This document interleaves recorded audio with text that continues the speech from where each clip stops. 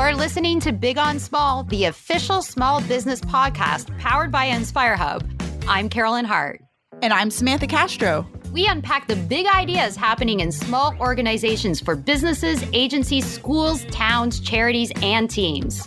Because what we know is that good things come from small packages, and there's nothing small about doing good. In today's episode, we're talking with TED speaker and CEO whisperer Lale Kesebi, who created the inspirational firm Human at Work to help organizations of all sizes help the humans that make our companies thrive. Today, we discuss what it means to be human in a work environment designed to reduce our humanity, the lessons we can learn from Sasquatches about creativity and relaxation, and why small businesses actually have an advantage that many don't realize. It's the mid-1990s, and Lale is enjoying her career as a litigation lawyer in Calgary, Alberta, Canada, home of the Calgary Stampede and about as far removed as you can get from where she lives today in Asia. Her parents had instilled the moral of being in service in life as a leader, which was one of the reasons she found herself in law. It's around this time when Lale and her husband find themselves with an opportunity to start a new adventure across the Pacific Ocean. But Lale was unsure if her career as a lawyer would be able to come along. I don't think I ever wanted to leave the law. I loved being a lawyer, but really moving to Hong Kong meant the possibility that I may not be able to practice. And at the time, my husband and I really went to Hong Kong on a let's try it for 2 years and see where life goes. So it didn't really seem to be such a big deal to take possibly a 2-year pause or a side trip to do something different. When I arrived, becoming a lawyer in Hong Kong meant requalifying again, which meant writing a whole bunch of exams and getting qualified, et cetera. So I started looking for both law jobs and non-law jobs and quickly found out that a lot of what you learn in the law is highly transferable to business. Lale decided to take a chance and apply for the executive director position at the Canadian Chamber of Commerce in Hong Kong. And she got it. This job did so much more for Lale than just being a segue from her career in law to the business world. That was probably the best introduction to Hong Kong that there was. It was the who's who of the Canadian business community. It was the who's who of the Canadian community. It was a great introduction into making networks and to really developing a support system. And I can trace a lot of my success back to that first job of just who you got to know and who got to know you. In 2003, Lale started the next chapter in her career at Li & Fung, the world's largest supply chain management company that has today over 10,000 factories worldwide and is in over 40 countries. It's the opposite of a small business in every respect. And it's here that Lale is hired as the Vice President of Operations for a newly acquired unit. In 2007, as the company was experiencing rapid growth, Lale was appointed the Executive Director, which meant leading over 28 offices globally. Fast forward to 2014, Lale became the Chief Communications Officer, where she continued working with their dispersed teams of humans across a wide range of countries. It was through this role she quickly found herself pioneering initiatives for new ways of working. One of the initiatives led to a new team within the company being formed, called Strategic Engagement. Here's Lale. My team and I were really effectively solving problems for the company that we were working for. And we used to affectionately call ourselves the Ninja Unicorns. It wasn't enough that we were a ninja team. You had to be a unicorn on a ninja team to be making this massive transformation that was happening at this company globally. So a lot of your time and your effort as a member of the executive team, and certainly if you're running a team, goes into this, okay, here's my problem. How can we get creative? How do we collaborate? How do we solve this problem? And your universe is actually your company. And when your universe is across 40 countries, it's a big universe. Within this big universe, the innovations Lale and her team were making varied. We really got to play a lot and experiment with innovation, culture, what really sort of makes people tick. How do we align people to the company's new direction, particularly under a new CEO at the time? How do we create agility? We created really the first open innovation unit. So what we did was we created a technology platform and a process that allowed 22,000 people across 40 markets to collaborate and come together to become quote unquote innovators. So we ran innovation challenges. What product would you develop that would delight a customer and how could we market it? And we had thousands of people participating in every single market globally. And the funny part of it was that looking back on it now is that while the majority of the company, about 65-70% of the people were people who were focused on product every day, it was actually all the non-product people that became innovators. That was the real unlock of what I think we solved for, is that here was somebody who in their day job was a finance person or an IT person or a head of a driver unit. And they were submitting ideas online on, hey, I think this would be a great product, because as a human being, we're all innovators, right? And it was really getting people to experiment with innovation. Other innovations included running mentoring circles, changing the physical office space to be more open, and giving out rockstar awards that others could celebrate. And while on her big, amazing, and inspiring journey, Lale's attention keeps being drawn to a much smaller focus with powerful implications that would ultimately apply to every size business. At the center of everything, of every change, of every way of being was, well, geez, if we were just a little bit more human, things would be better. And that's such a big thing to say in such a small way. The potential of who we are as people is untapped. And yet at work every single day, most of us are only getting tapped for about 10 to 15% of the full gift of who we are in that role. Partially because we're not put into a job that isn't necessarily tapping into our expertise. Partially is because we have artificially ourselves said, well, actually, no, that's my home life versus my work life. And we hold back the gifts and the things that we're good at, and we don't bring them to work. A lot of it has to do with how work is designed. So how a company is designed in terms of what kind of an output does it want, and then the kind of culture it creates, and whether that supports our full humanness coming to work. And a lot of it has to do with leaders. The power of one human to impact an entire group of humans. We call them leaders. And we know from numerous studies that one of the biggest differences between successes and failures lies in leaders. We also know there's all different types of leaders, and most of us have worked for both good and bad ones. Lale's question really came down to what it would look like to not see your people just as resources, but as humans. Here's what Lale found out during this time. You can design businesses, organizations, teams to get the output around the win. And that output around the win has to do with the full humanness of your team. And the full humanness of your team, how innovative somebody is, how compassionate they are, how customer service they are led, how empathic they are to your customer or to a vendor, you name it. The full range of our humanity at work, in play, is the win. And when you can no longer predict the world, which is smack in the middle of where we are today, the only thing you can do is say, all right, what tools do I have that I can use to solve this problem? And guess what? Your tools are your people and everything they bring to the table to help you solve what it is that you need to do collectively, collaboratively, and as you co-create solutions for this world, which is now unknown. And your job as a leader, leading people through the unknown by knowing full well which skills, tools, people you're going to draw on to come to those conclusions. Bringing your full self to work.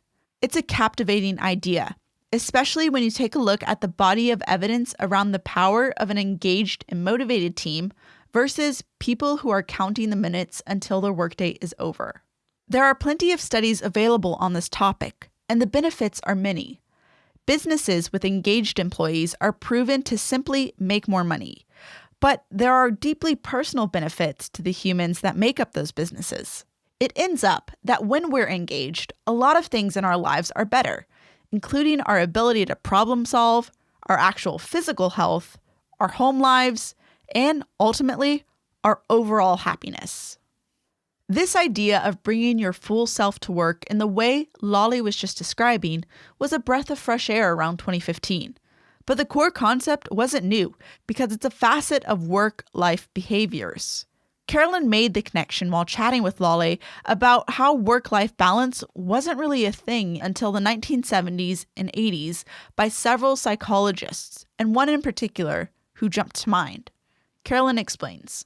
He was the one who actually introduced this concept of work life that turned into balance or divide. But it's actually been misunderstood because when I read the research, what he actually concluded was that the happiness and our satisfaction level is higher and better the more that there's a blur. And he actually was looking back over history. You and I were talking about how there's nothing new under the sun, that civilization and societies, we always have famines, wars, plagues, all these things come. And then every generation is shocked when it's their turn, but they always arrive at some point, and we all have to face that. And so in his studies, he was looking at farming communities where they worked at and did life and work and love all together. So families, friends, brothers, cousins, everybody worked the fields together, went to worship together, went into the dance together, and they did life together, and their happiness levels were through the roof. And therefore their productivity levels were also through the roof.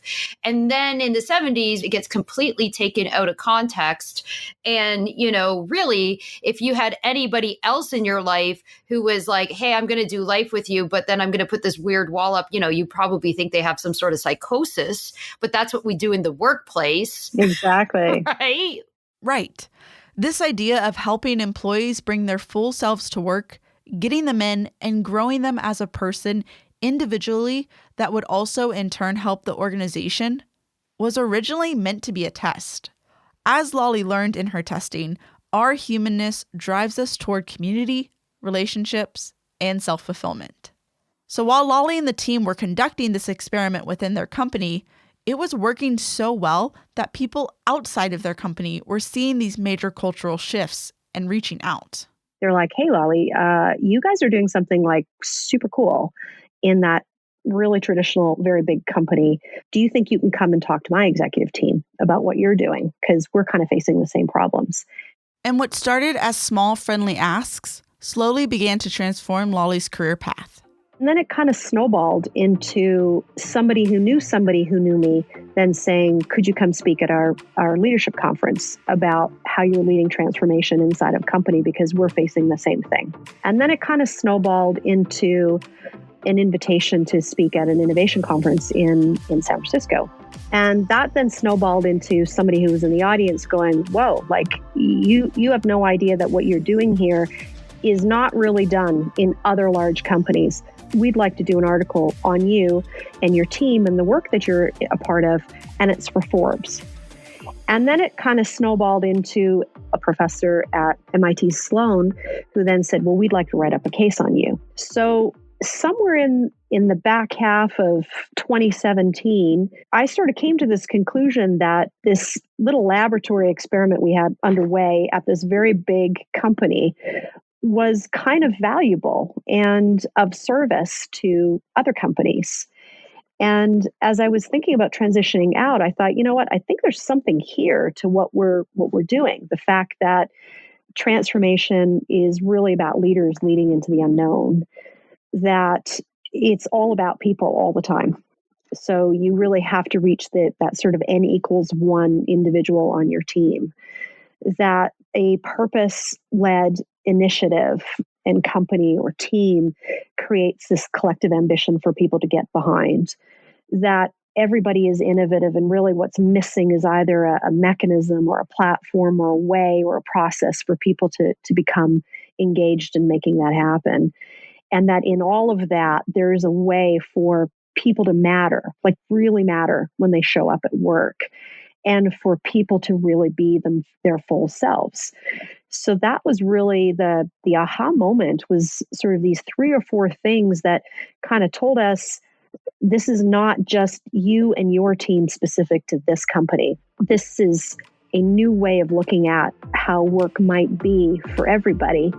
And if your service ultimately in your life as a leader is to unleash this to the world, then here's the world telling you it's ready to hear you and to be a part of that.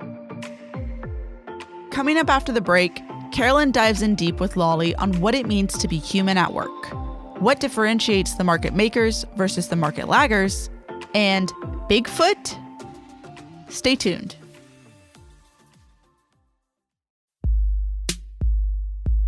This episode of Big on Small is brought to you by us, InspireHub, creators of the award-winning iHub app, the small business digital experience platform that allows you to rapidly build websites, apps, and portals to help your small business thrive.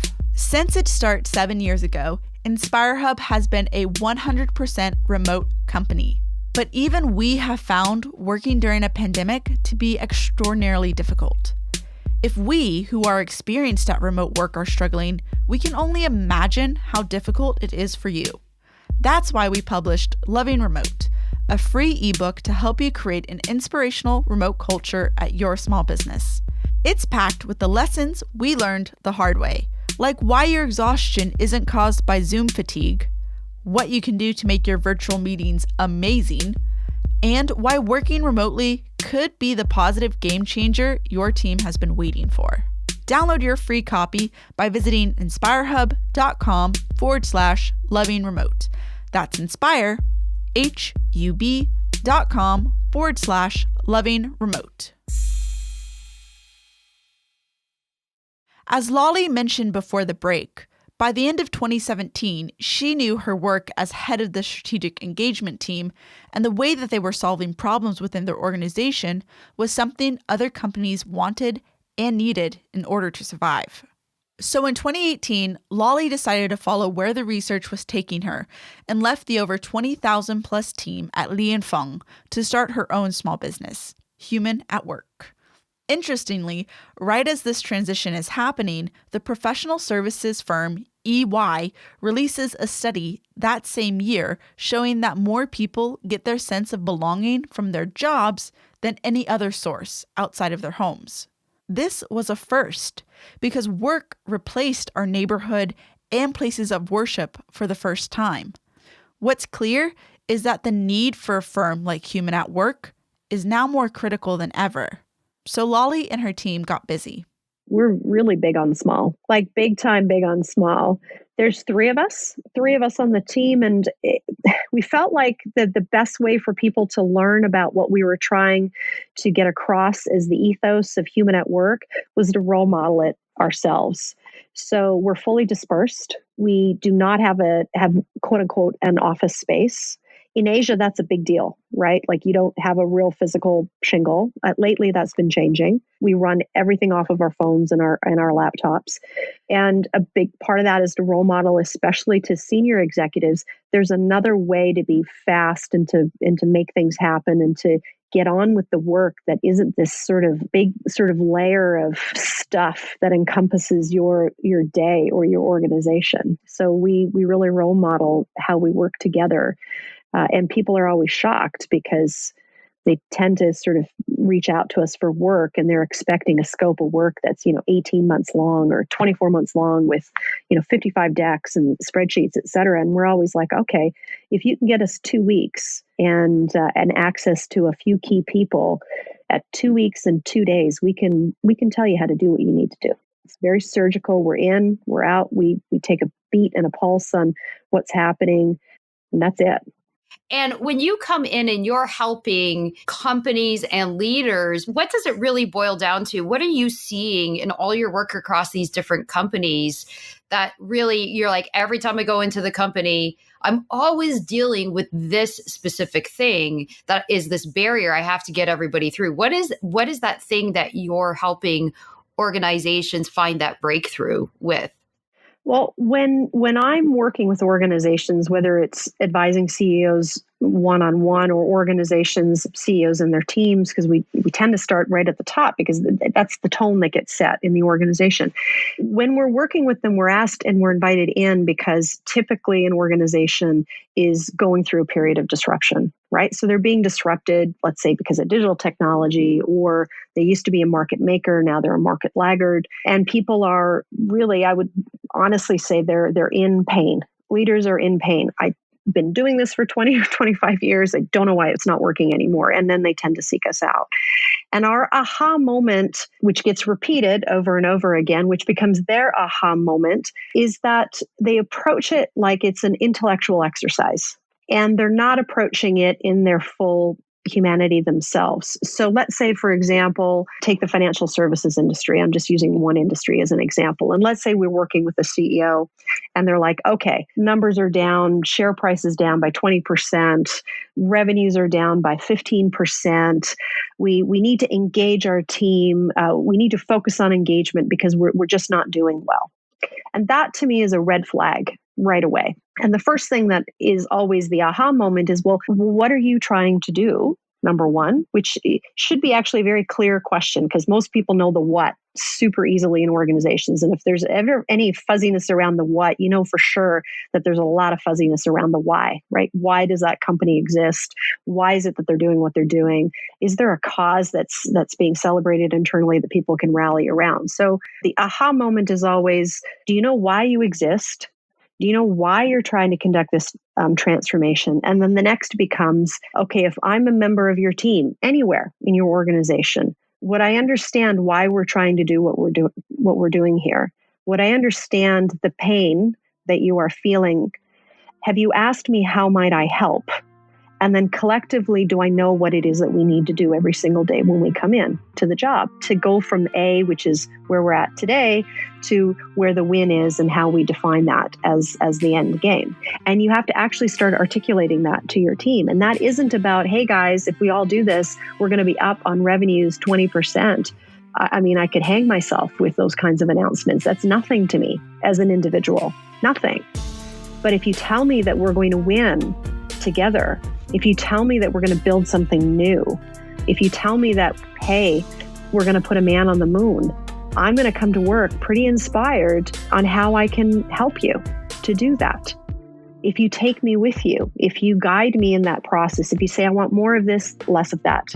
I know you're really keen on doing that. It's not what we need here, guys. I need more of that.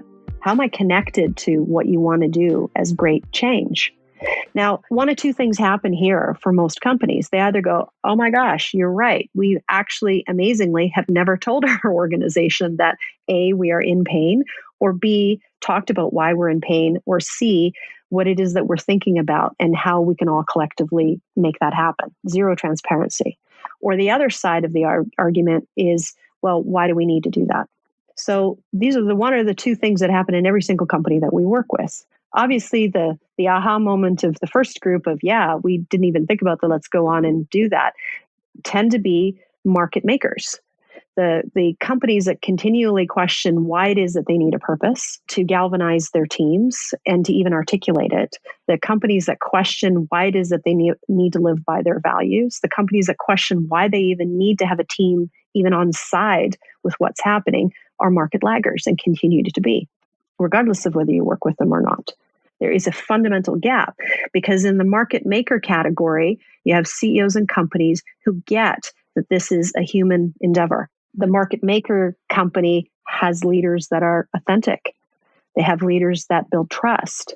They have leaders that care, that understand that not everything they do or know or have talked about is about them.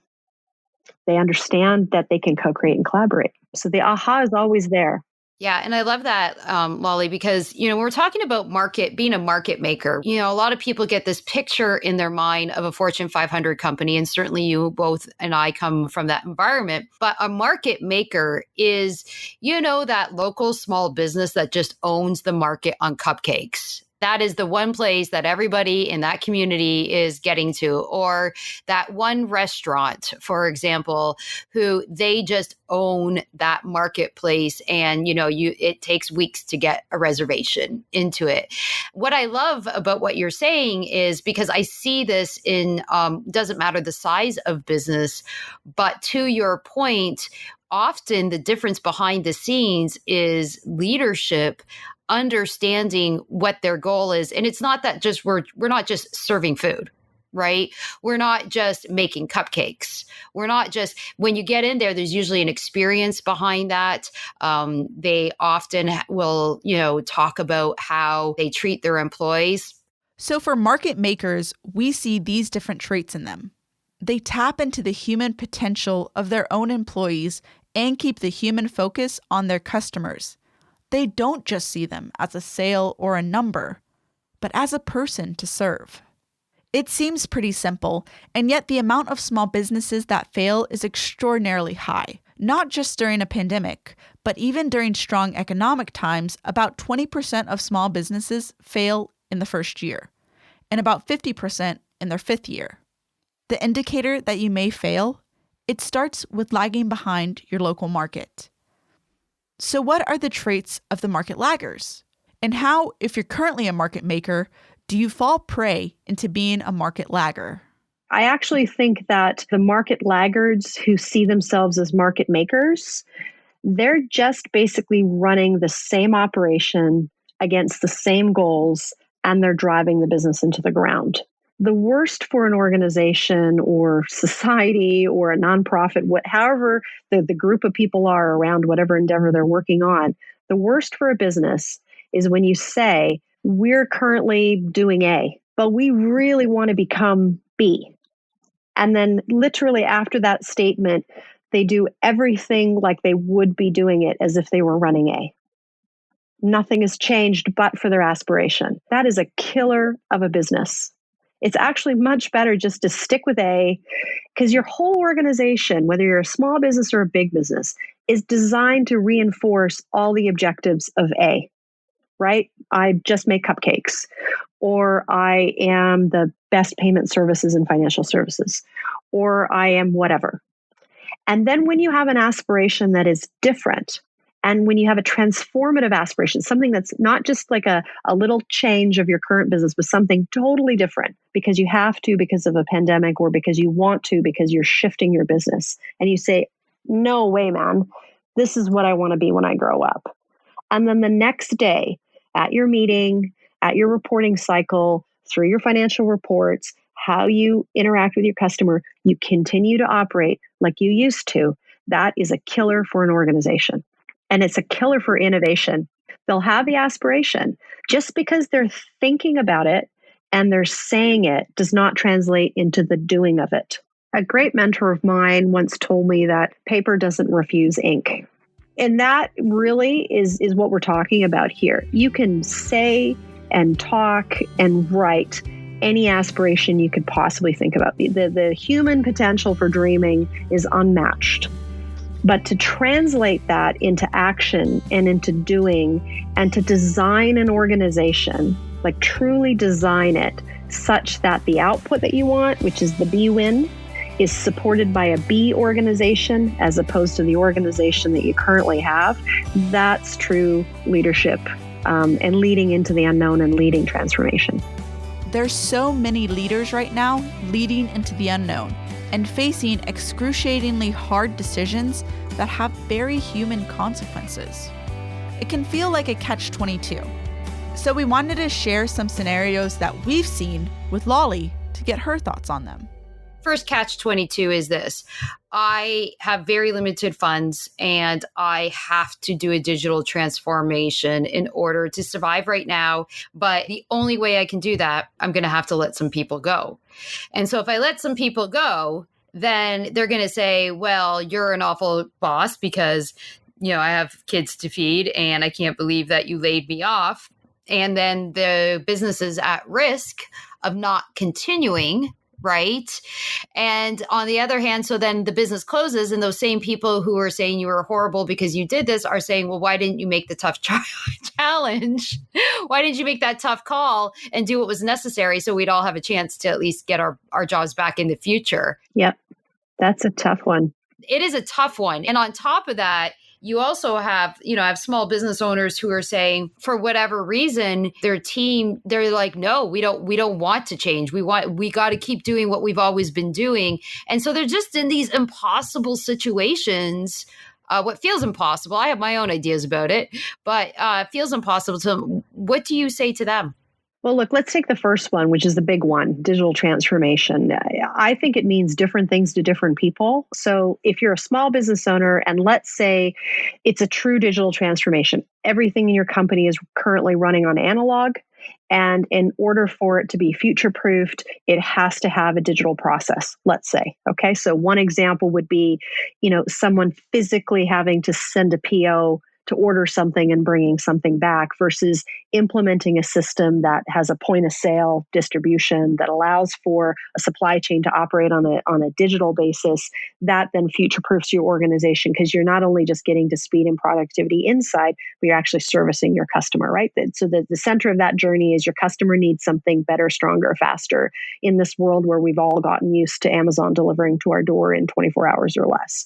So in that kind of I have to be where the legends are, there has to be a digital transformation. So then the question becomes, okay, in order to do that, what skill sets do I currently not have in my team to make that happen? I need to bring those skill sets in. And what skill sets do I have that I can potentially morph where someone says, well, hey, I like that idea. I want to do a better job and a different kind of a job. And then there are skill sets which frankly just aren't going to make the leap. You have to have the open conversation. You have to, as a leader, at least be able to, as clearly as possible, paint the future of where an organization is going without any bones. This is where we need to be, people. Guys, this is the win. This is the win. So here's what I think we need to do. We need to digitally transform, meaning we actually need to move from the analog world to the digital world. And the business has to operate this way. And let me make it clear for why that is. We no longer have a market operating in an analog world after about an 18-month runway. We have to have a longer than an 18-month runway for a business because there are 10 of us, 50 of us, 60 of us, however many people that there are. These are the kinds of skills that we need. Anyone who wants to put their hand up to say, you've done this before in another job, or you have a skill set and or a degree and or an interest, please come see me because I need to know, and we're going to take the first team first and then do the reassignment. Here's the next set of skills that are going to be useful for us at about the sort of 6 to 9 month mark from today. We really need everybody to become like that. This is what I think is key.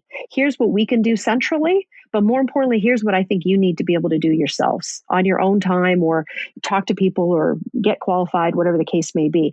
I want you to come with me. Here are the skills we really don't need anymore. You need to have a very open, candid conversation with your team. Now, in doing so, you run a risk of somebody who, let's say, thinks that they are not going to make the leap, deciding that they'd rather leave sooner than later, and potentially having that impact your operation. That will potentially happen. But in the end, that person, if you're really doing them a service, you're putting people on notice to say, these are the skill sets that may not make the leap. And here's a very long runway I'm creating for you to say that if you don't see a future for yourself here, and we can have a one-on-one conversation later about that, then here's a runway that allows for you to take care of yourself, your career, and your own families, as opposed to one day you coming in and me telling you on a Friday afternoon that you don't need to come back here 72 hours later on a Monday. But that's heartless. Right. That is. So a lot of small businesses have very unique, setups. They are family run. And what do you do if you know that you have to make this digital transformation, but you just have family members or people within your ranks who are just like, you know what? We disagree and we're not going to do it. Especially in this world, you would think that we now understand that whether you realize it or not, consumer behaviors, they have shifted. We will see just how much in the years to come, but it won't be a matter of if they do, but how much they have. And so what would you say to the person who's trying to champion change, and right now they're the lone voice against, everybody in them. And it's not like they have that executive decision making to be like, well, I'm the owner, so you do what I say, or I'm out, you know what I mean? Like, what advice would you give them on that whole process? Well, family-owned businesses, I think, are their own unique beast. You could probably run an entire podcast series just on that. It's frustrating both for the people who are in the family running the business, and it's frustrating for people who are inside as employees inside of a family business, particularly if it's multi-generational. So, if it's multi-generational family business and you have operators from the family inside the company, I can 100% guarantee you that the decisions are being made by the operating matriarchy or patriarchy. There's always a deference back to who started the business. There's lots of friction between the generations as to, well, you said this and in your day this is how it works, but this is no longer your day and we need to make change. There's a huge dynamic that happens just even amongst the family. And the smaller the business and the more families there are, the more difficult that becomes. Fundamentally, what gets people's attention is the question of, okay, if you do not make this change, whether it's a digital transformation, whether it's a privatization or a going public offering, whether it's an expansion of the business, if you do not make the change, if you do not make the transformation, do you think your business will still be alive in 5 years? And if the answer to that question is no, then that's the starting point. Okay, you're telling me you're not going to be in business if you do not make the change. Even if whether you agree with whether this is the manner in which this is going to happen is different, right? Somebody wants to be bold, somebody wants to be risk averse, but you're not going to have a business. Surely to goodness isn't that reason enough to make a change. Absolutely. One of the questions that I like to ask is, not in an aggressive way, but if they say, well, no, we think our business is going to go back to the way it was and we're not really worried about it. And then I like to ask, okay, and what if you're wrong? Right? So, because that's a really great exercise that I like to always do when I'm making decisions. And I call it the pillow test, which my father gave me, which is, will you put your head on your pillow at night thinking to yourself, I wish I would have? Or will you be like, you know what, we did everything possible with no regrets? Asking yourself the question, did I do everything I possibly could, is a great but also hard question to ask. We get into these places where we're comfortable, and when something happens to where we're challenged and maybe needing to try something new, we might hesitate. But as Lale mentioned before, even if we decide that we need to switch things up and make a transformation, but then do nothing, it's a killer. So as a leader or owner operating as a business, you want to inspire your employees and you want to show them why you're in business to begin with, besides the universal understanding of making money. Right, Lale? Correct. And look, I think money's not a bad word. So let's just be clear about that. By making businesses purposeful or having something for groups of people to work around and to create a better business, to create a better product, to create a better service, you're not the Antichrist for doing that. You're not, because that puts food on the table. That allows people to pay for their lives. That allows, when it's done well and in service of a community, for there to be equitable distribution of wealth. It's the tide that lifts all boats. But here's the thing about money. It's not an input variable. It's an output.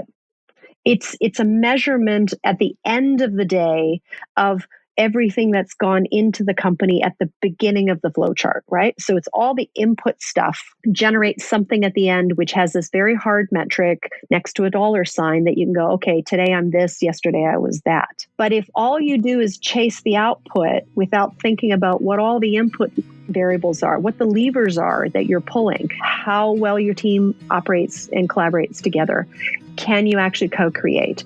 Are you agile? Do you have a culture of transparency and trust? Am I leading people properly? So the money is at the end.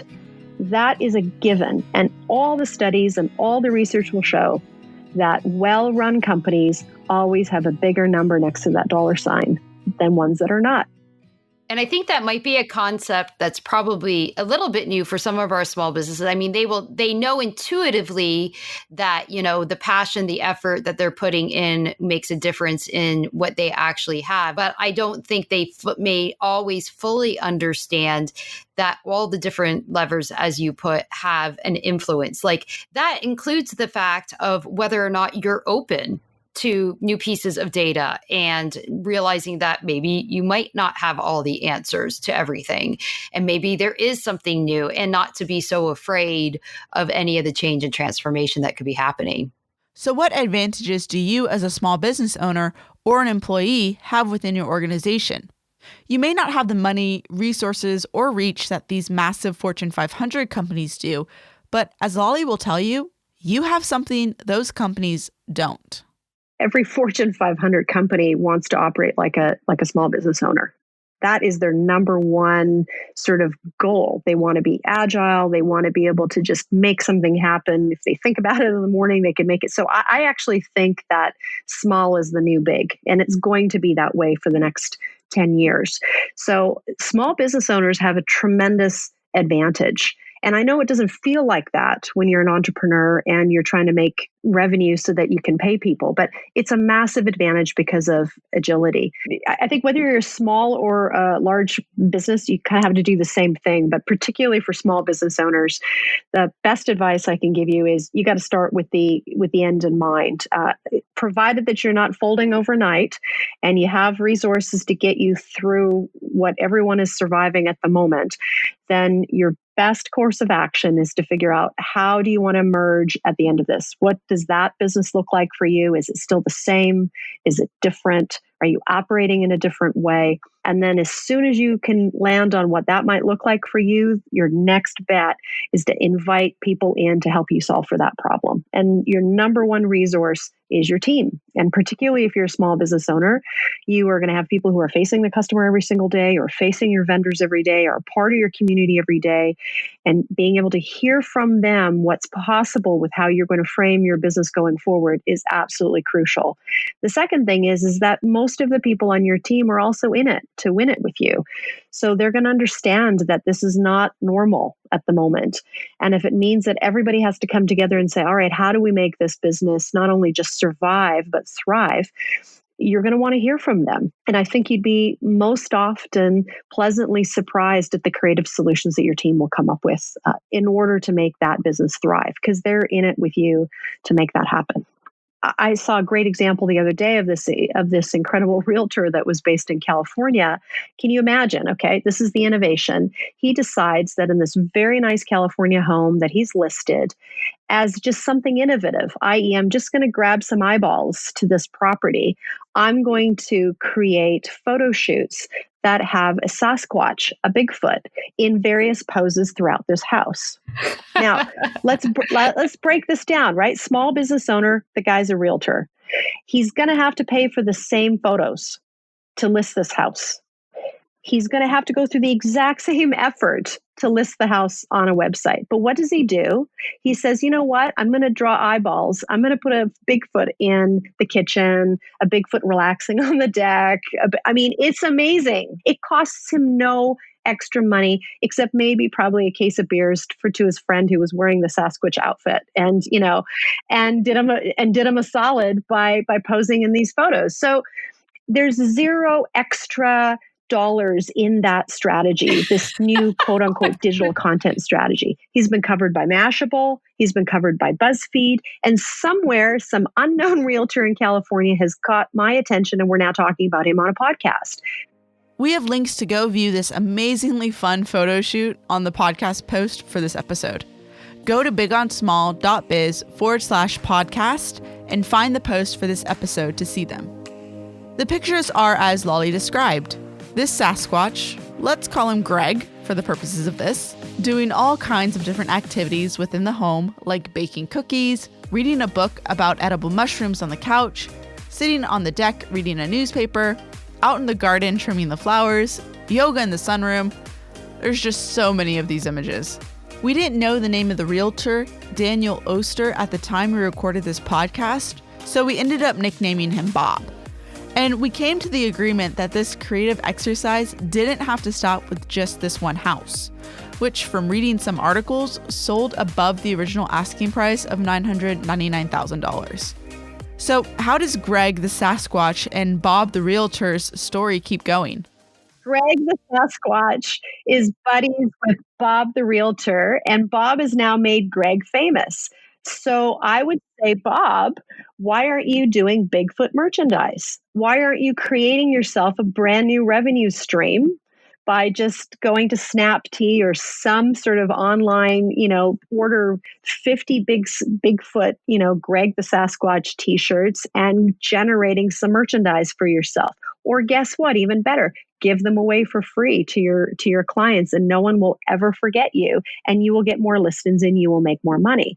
So you do not, the agility of Bob the realtor to have Greg the Sasquatch to do this is way beyond what a P&G could do or a KPMG could do or any other big company. Can you imagine people would have their knickers in a knot in the corporate communications department or brand or marketing going, does this fit with our style? And we've got a guidebook and I don't know if we can do this. Or freedom, man. Like, you've got freedom as a small business owner. Yeah. And meanwhile, right now, I'm like, what sort of dinner party would Greg the Sasquatch actually host in his California home? And I need to know what wines he would actually, right? I'm just wondering, they're not a client. So I'm just going to throw this out. Like, would he have a partnership with Barefoot Wines? I'm just saying, I just like to say to Bob the realtor, Greg the Sasquatch, if Barefoot Wines does come, please do a partnership just for Lale and I. Please, please just make that happen so that we can say it all started here. It all started here on Big on Small. And, but what's funny about this in action is exactly how some of the most creative inspiration, like that's how it starts. It's just saying, we're not going to have the restrictions. And I love that we just did that. So. I am curious. One of the things that I want to make sure to ask you about is, so when you're going between cultures and countries and things like that, do they do Greg the Sasquatch over type ideas in Japan? Like, are there some very much common themes that you see regardless of where you're at, or are there things that are just really specific to culture? I think there are things that are specific to culture, just like you can't replicate culture of one company to another company. You can't, replicate culture, but every culture has its strengths and every culture has its uniqueness. But the part that always amazed me was how everybody was the same, not how everybody was different. So they can express themselves differently, of course, culturally, but the motivations were the same. I want to do a good job. I want to feel like I matter in the world. I'm proud of working here. I want to be a good person. This is what I do in my community. I want to earn for my family. I want to have a good life. So if anything, that's sort of resonating, we are so much more unified than we are separated. I think that from a business perspective, there's so many things that are different. I don't think that anyone can run a company as efficiently as a company is run in Hong Kong. There's a tireless work ethic. I think too much so, to be honest, at the expense of a personal life. But things just literally get done in a day. And I think that that's very difficult to get used to in North America, where that tends not to be the case when you get to larger companies. Smaller companies I find quite agile. I think there's nothing to beat what's happening in North America, particularly West Coast North America, when it comes to technology companies, agile ways of working, cultures. A lot of what Inspire Hub does with dispersed teams, for example, that is not there's a presenteeism in culture in Asia still, of being in the office, being seen, having the boss see you do the work, that I think is really eroding here in North America. I think Europeans have just figured it out when it comes to its life, and work fits into that. And I think the world is catching up to them, in all honesty. So it is different in terms of how it manifests itself. But I think at its very, very core, we're so much more alike than we are different everywhere in the world. Everywhere in the world. We are all experiencing some sort of disruption in life right now, whether that be family, relationships, the way in which we work, you name it. And it's important to remember that we're more alike than we are different. And in order to be a better organization, a better company, a better leader, we need to start being more human wherever we go. Thankfully, Lale and her team are currently working on the resources and tools to help you begin. What we're really interested in at Human at Work is how we can scale how to be human at work beyond just what we're doing with our clients, because clearly that work's super important. You have leaders who want to know how to do that for their teams and their companies. But what we're really working on is how can we scale that independently, collaboratively, through technology, through social media. How do we get to anyone who has influence in their organization to tweak the kinds of things that need to happen in their culture for their culture to be much more human and therefore their companies to be much more powerful and successful? So what we're working on at the moment is really something that's kind of scalable. Think of it as a Maria Kondo version of how to declutter your home. It's sort of a guide on how to be human at work. Imagine it being inspirational, like Simon Sinek's work on around why. Imagine the scalability like TED, where it's all these great ideas that are shared openly, freely, transparently, goodness to the world. That's kind of the project we're working on at the moment. How do we get these tools, our thinking, our insight into the hands of really good people? Because there's a lot of good people out there who can then get on and do something different. And how can we effectively remantle work 2.2 and dismantle work 1.0? To learn more about Lale and connect with her, go to human-at.work. That's human-at.work. Before we end the show, which has already had so much advice to small business owners, here's one last thought from Lale. Scrappy is the way to go. Big companies are looking at how small companies do things. Small companies are looking at how they want to try to do things like big companies. That is an ixnay. Do not do that. Continue to do more of the same at scale. Do not try to emulate what a big company is doing because they've already decided that is not the way. They're looking at you. So have faith and stay the course. We hope you enjoyed this episode of Big on Small.